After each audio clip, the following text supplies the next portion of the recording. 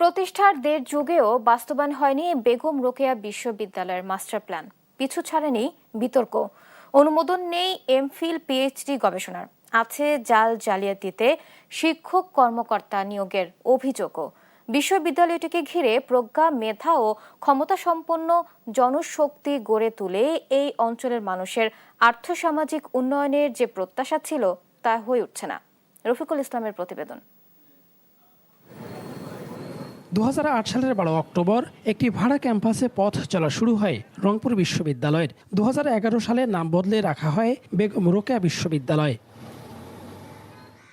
এরপর দ্বিতীয় উপাচার্য আব্দুল জলিল মিয়ার হাত ধরে শুরু হয় নানা বিতর্ক। ভুয়া শিক্ষা সনদে শিক্ষক কর্মকর্তা নিয়োগে বাণিজ্য, যোগ্যতা ও অভিজ্ঞতা ছাড়াই বড় বড় পদে কর্মকর্তা নিয়োগ সহ নানা অনিয়মে ভেঙে পড়ে বিশ্ববিদ্যালয়ের একাডেমিক ও প্রশাসনিক ভিত্তি। যোগ্য ভাইস চ্যান্সেলর না পাওয়ার কারণে আমরা আসলে বিভিন্ন সময়ে বিভিন্ন সমস্যার সম্মুখীন হয়েছি। যে ধরনের ইনফ্রাস্ট্রাকচার প্রয়োজন এবং জনবল নিয়োগের ক্ষেত্রে যে ধরনের স্ক্রিনিং প্রয়োজন সেটার ঘাটতি আছে। বাস্তবায়ন হয়নি বিশ্ববিদ্যালয়টিকে ব্র্যান্ডিং করার পরিকল্পনা ও মাস্টার প্ল্যান। বৈশ্বিক মানদণ্ডেও রয়েছে অনেক পিছিয়ে। ৭,৫০০ শিক্ষার্থীর বিপরীতে শিক্ষক রয়েছেন ২০৫ জন। অভ্যন্তরীণ দ্বন্দ্ব, শ্রেণীকক্ষ সংকট, আবাসন এবং উন্নয়ন কাজে আছে স্থবিরতা। ইমপ্রুভমেন্ট থাকলেও শুরু হচ্ছে, কিন্তু এই শুরুর যে পরিণতি কত দূর হবে সেটা না আমরা আসলে সন্দিহান। দক্ষতা অর্জন করার জন্য এখানে পর্যাপ্ত ব্যবস্থা আমাদের বিশ্ববিদ্যালয় নাই। এত কিছুর পরেও আশা জাগিয়েছেন ২-৪ জন শিক্ষক। ব্যক্তি উদ্যোগে গবেষণায় আন্তর্জাতিক স্থান দখল করলেও এই অঞ্চল বা দেশের নেতৃত্বে দেওয়ার মতো মানব সম্পদ তৈরি করতে পারছে না বিশ্ববিদ্যালয়টি।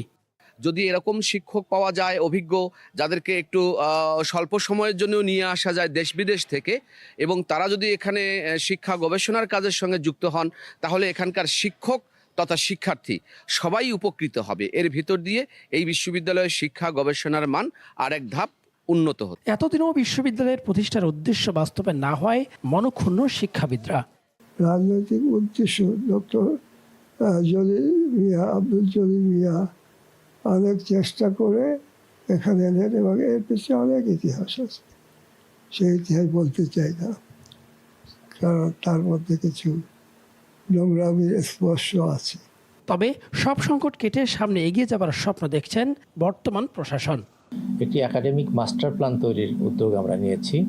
একাডেমিক মাস্টার প্ল্যানটি আসলে এই বিশ্ববিদ্যালয়কে আগামী ৫০ বছরে আমরা কোথায় নিতে চাই সেটাকে নির্ধারণ করবে।